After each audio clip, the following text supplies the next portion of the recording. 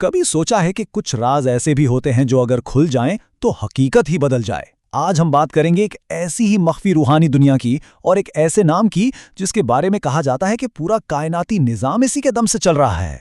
ذرا تصور کریں کہ اگر صرف ایک نام جان لینے سے کوئی بھی خواہش پوری ہو سکتی ہو، کیسی بھی ناقابل یقین طاقت حاصل کی جا سکتی ہو، تو کیا ہوگا؟ یہی وہ سوال ہے جو آج کی اس سارے گفتگو کی بنیاد ہے۔ اس نام کو کہتے ہیں اسم اعظم، یعنی اللہ کا سب سے بڑا نام، اور کہا جاتا ہے کہ جس سے یہ نام مل جائے نا، اس کے لیے کچھ بھی ناممکن نہیں رہتا۔ وہ وقت میں پیچھے جا کر انبیاء سے مل سکتا ہے، پلک جھپکتے میں بڑے بڑے محل کھڑے کر سکتا ہے، اور کائنات کے وہ راز بھی جان سکتا ہے جن کا ہم تصور بھی نہیں کر سکتے۔ تو ٹھیک ہے، یہ طاقت تو ناقابل تصور ہے، لیکن ہر طاقت کی کوئی نہ کوئی حد ہوتی ہے نا؟ بس یہیں سے ایک بہت گہرا سوال پیدا ہوتا ہے کہ اسم اعظم کی حد آخر کیا ہے؟ اور یہی وہ سوال ہے جو اس پوری کہانی کو ایک نیا موڑ دیتا ہے کہ بھئی اگر کوئی ماضی میں جا سکتا تھا، تاریخ بدل سکتا تھا، تو پھر تاریخ کے بڑے بڑے صنعت کو روکا کیوں نہیں گیا؟ کیوں عظیم ہستیوں کو آنے والی مصیبتوں سے پہلے ہی آگاہ نہیں کیا گیا؟ اس کا جواب ملتا ہے ایک بہت صاف اور سیدھی وارننگ کی شکل میں۔ ایک ٹائم ٹریولر کو یہ کہا گیا تھا، کائناتی نظام میں دخل دینے کی کوشش مت کرنا، ورنہ یہ جو طاقت ملی ہے یہ تم سے واپس لے لی جائے گی۔ تو مطلب صاف ہے کہ کوئی بڑا سسٹم ہے جو کام کر رہا ہے اور اس میں کسی قسم کی مداخلت کی اجازت بالکل نہیں ہے۔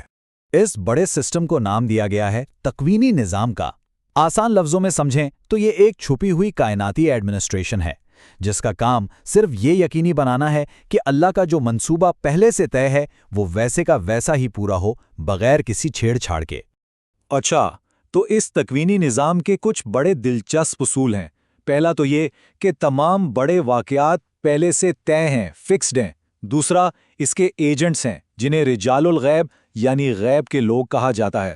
ان کا کام ہے خدائی منصوبے میں کسی بھی قسم کی مداخلت کو روکنا۔ لیکن سب سے حیران کن بات وہ یہ ہے کہ اس پورے سسٹم کا ہیڈ کوارٹر ہماری اس زمین پر ہے ہی نہیں، بلکہ کہا جاتا ہے کہ یہ 7 زمینوں میں سے چوتھی زمین پر ہے۔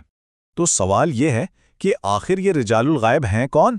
چلیں آپ ذرا ان روحانی ہستیوں کے بارے میں جانتے ہیں جن کے بارے میں کہا جاتا ہے کہ یہ پورا پیچیدہ کائناتی نظام وہی سنبھال رہے ہیں۔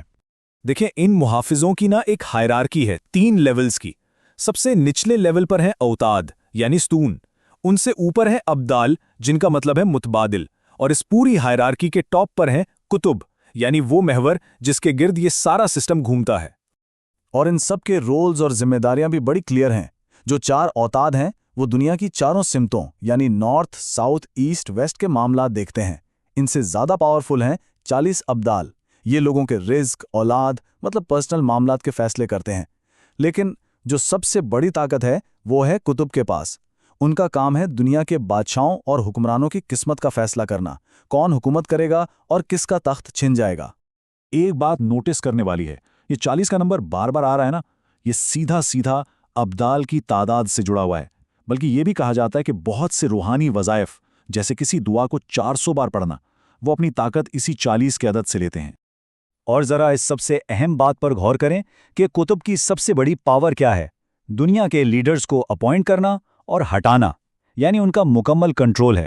جب وہ یہ فیصلہ کر لیتے ہیں کہ کسی حکمران کا وقت پورا ہو گیا تو پھر دنیا کی کوئی طاقت اسے اس کی کرسی پر نہیں بٹھا سکتی۔ اچھا، یہ تو ہو گئی ان کے ذمہ داریوں کی بات، لیکن کبھی یہ سوچا کہ جب ان طاقتور محافظوں میں سے کسی کا اپنا وقت پورا ہو جاتا ہے تو پھر کیا ہوتا ہے؟ ان کی دنیا سے رخصتی بھی ان کی زندگی کی طرح ہی پراسرار ہے۔ تو یہ سوال ہمیں اس کہانی کے بالکل آخری حصے میں لے آتا ہے۔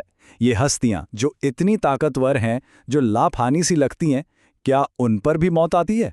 اس کا جواب ایک بہت ہی عجیب و غریب سفر کی کہانی میں ملتا ہے۔ اس سسٹم کے ایک لیڈر کے ساتھ ایک سفر کیا گیا جس میں مکہ سے 1900 میل دور کا فاصلہ صرف چند لمحوں میں طے ہو گیا، ایک بالکل نامعلوم جگہ کی طرف۔ جب وہاں پہنچے تو اس لیڈر نے اس پراسرار وادی کا راز بتایا۔